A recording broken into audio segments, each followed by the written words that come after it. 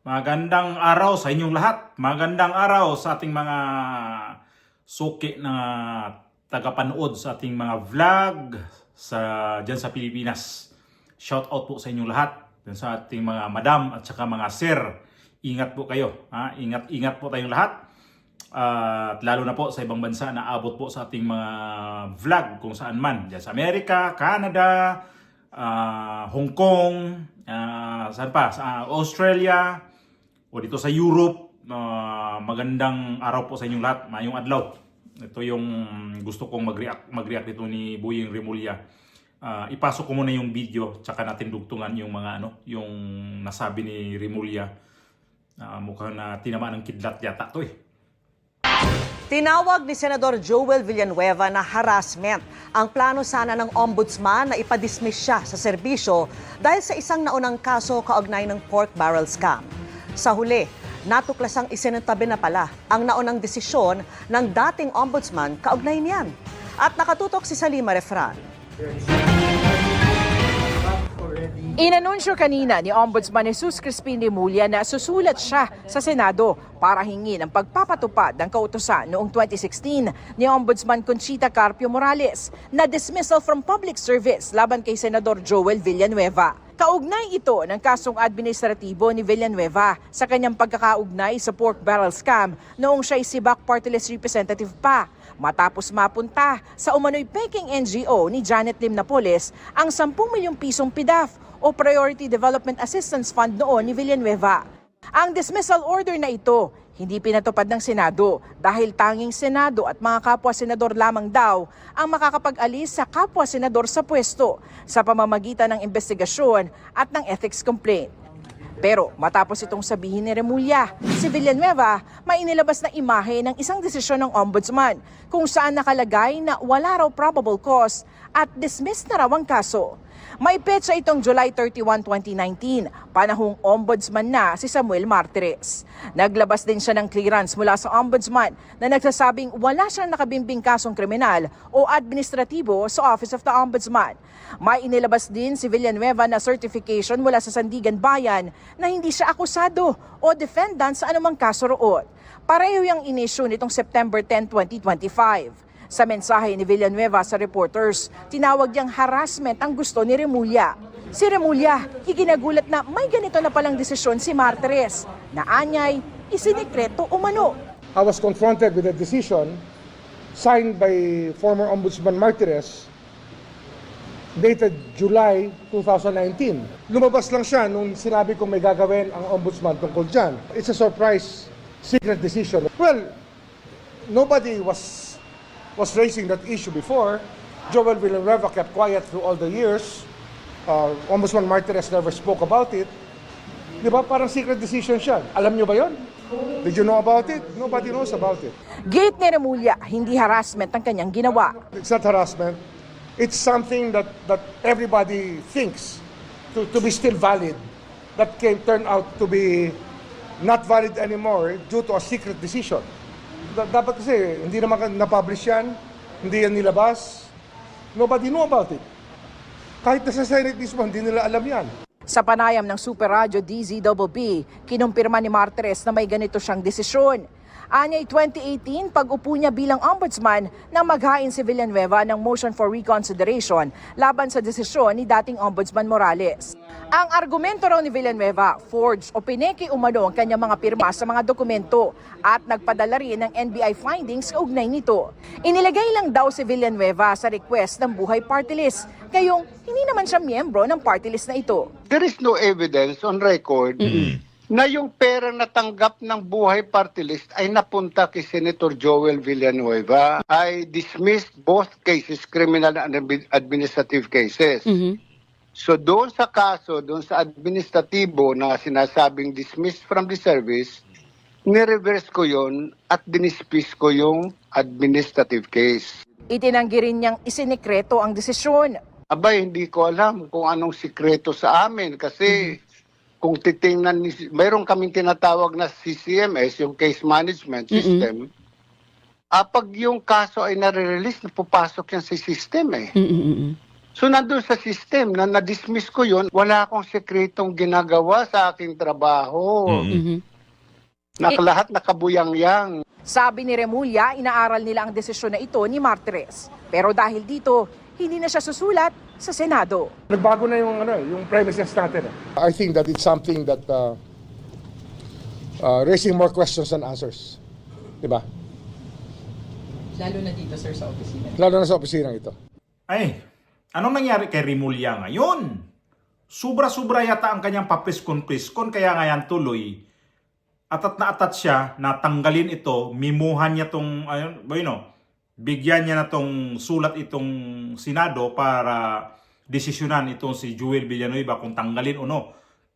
Tanggalin ba o hindi? Kasi ang procedure nga niyan ay depende ho yan daw sa sa Senado kung yung kasamahan nila ay nagkaroon ng din sa ombudsman ay depende ho yan sa pinuno ng Senado. So depende ho kay dito kay Tito Soto. So hindi niya alam na ito si Villanueva pala may clearance na.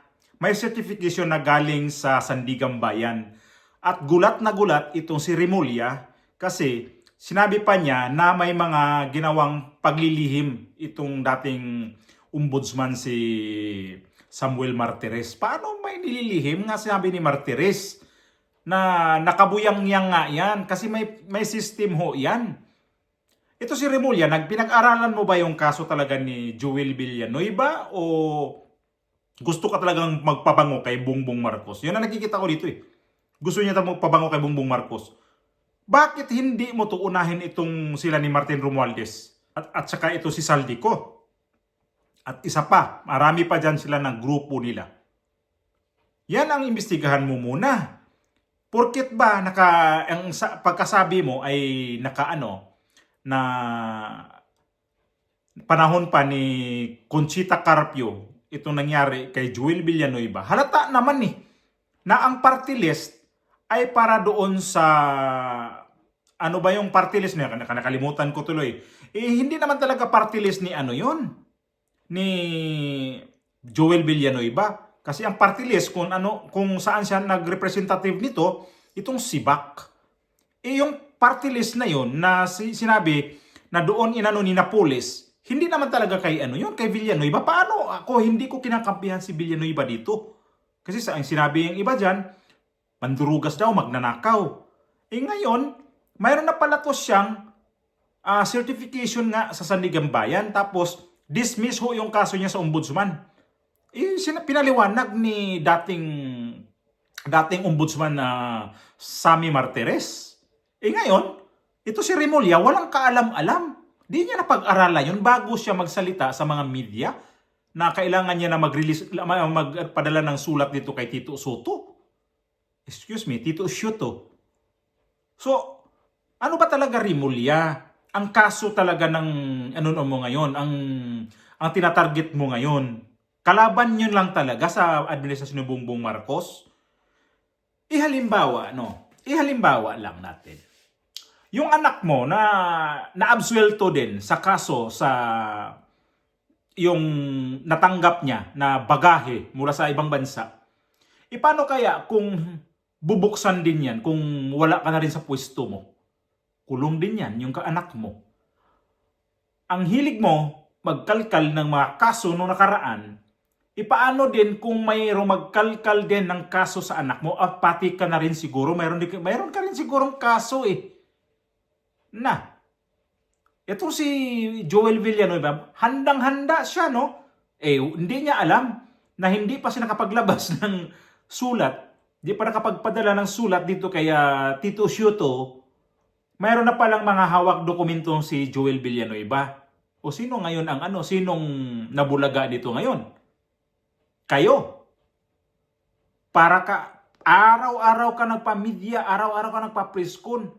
Tapos, yung hindi mo alam na ito pala si Villanueva, mayroon ng mga na-dismiss ang kaso, sa media ka pa nagtatanong. Tinatanong niya pa yung mga media. Nobody was raising that issue before. Joel Villanueva kept quiet through all the years. Ombudsman Martires never spoke about it. Di ba? Parang secret decision siya. Alam nyo ba yon? Did you know about it? Nobody knows about it. Ba't mo tinatanong ang mga media? Nandyan ka na sa opisina, huy.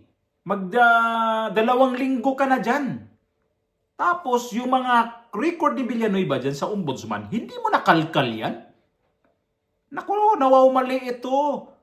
Pasabog daw ni Remulla, yung pasabog to ha. Okay, Villanueva ang una ng matatamaan dito sa aking mga pasabog. Ngayon, parang nag-bounce back ba yung ginawa ni Remulla ngayon sa ombudsman? Nag-bounce back. Ito yung sinasabi talaga na bend the law. Ay nako. Kawawa na talaga tayo. Kasi ang ginawa na talaga nitong mga ano bang itawag ko dito? Hindi to pwede apostolis kasi mga demonyo, yung mga Judas eh. Ano na lang siguro to, ang tawag natin yung mga goons ni Bongbong Marcos. Ganun na lang, goons ni Bongbong Marcos. Dalawang Remulla. Buti na basbosan ng isang goons nito. Itong si Torre. Na nabawas ito. Sila naghudasan nito. So ito si Remulla, namamayagpag ka pa ngayon sa iyong mga kasakiman sa pwesto. Huwag kang magkampante, Manong, kasi hindi lagi piyesta. Hindi lagi na nandyan ka sa ombudsman. Bantayan mo ang balik. Kasi kapag ang balik nito, yung bang bala, pag tumama sa matigas na bagay, pag balik niyan, pag ikaw tinamaan, sigurado durog ka dito. Yari ka. Kasi ang mga tao ngayon, kitang-kita na kung anong galaw ninyo eh. Nilagay ka ni Bongbong Marcos dyan sa ombudsman. Para saan? Para sirain ang mga kalaban sa politika. Ayaw nyo kasing aminin eh, na politika yan lahat. Kapag kayo rin ang tinamaan nito sa mga ganito, sigurado ganun din ang sasabihin ninyo. Yan ang sinasabi ko lagi. Hindi politika daw, sabi ni Remulla. Tapos, sabihin mo, pagbintangan mo yung dating ombudsman na tinatago niya. Paano ba tinatago yan? Nasa record pa lang. Bakit yung record na yan hindi nyo nakita? Kalkalin nyo nga. Ngayon, napahiya na siya. Wala na siya dito. Wala na sa premises daw niya. Wala na yun. Iwatagag, wala na. Mayroon ba namang certification na dismiss na yung kaso sa ombudsman eh? Hindi ko naman sinabi dito na sinuhulan ni si Joel Villanueva itong si Martires. Itinignan siguro din yung kaso kung ano talaga ang basis ng kaso nito. Kasi ang dami nga na mga kaso dyan na dismiss dahil sa mga katangahan din ninyo, ombudsman. Katangahan din ng sinong mga abogado dyan. Yan sinasabi ko nga eh. Trial kayo ng trial sa habang panahon, yun pala, bandang huli, piyansa o kaya nakakawala kasi hindi sufisyente ang inyong ebidensya. Kulang. Hindi konkreto. Hindi, yan ang kasabihan. Substandard project ang tawag niyan. Nabulaga si si Remulla. Para siyang nakuryente na sa doble pa sa 220 na voltahe. Napahiya siya dito kay Villanueva. Buti nga sa'yo kasi puro ka kasi atake ng atake dito sa unang attempt niya, salto siya eh. Hindi siya umubra kay Villanueva. Kumpleto eh. Kumpleto yung record ni hawak ni Villanueva kahit ba naman ako kapag ganito na talagang secure ko to. At saka, hindi alam, ombudsman ka, hindi alam ng mga tauhan mo na ito chairman, ito na to siya dismiss ng kaso niya dito. Hindi to pwede na pa ulit, buhayin ang kanyang kaso noon. Nung si Conchita Carpio pa ang ombudsman dyan. Nako, si Carpio. Pinalitan siya ni Martires. Si Martires, napag-aralan yun. Panahon pa ni Carpio Tapos si Martires, ilang taon dyan sa ombudsman. Napag-aralan na. Di siyempre, mayroon na siyang nung kailan yun, binigay yung na yun, yung certificate na yun. Pahiya si dito. Yan ang sabi ko sa inyo, mga Kayo kasi, parang feeling ninyo, itong si Villanueva, si Villanueva lang magnanakaw. Si Villanueva lang din ang kurap. Si Villanueva ang kawatan. Si Villanueva ang hudas sa gobyerno. Lahat naman kayo eh. Lahat kayo hudas sa gobyerno. Ikaw, hindi ka hudas, Remulla. Hudas ka din eh. Huwag mong kapwa lang kayo naghudasan eh. Imbes na papunta kayo lahat sa impyerno, hindi ko kayo, kung saan kayo pupunta pa nito. May ano pa ba sa impyerno? Kasi itong mga to, ginagawa ninyo sa mga tao ngayon.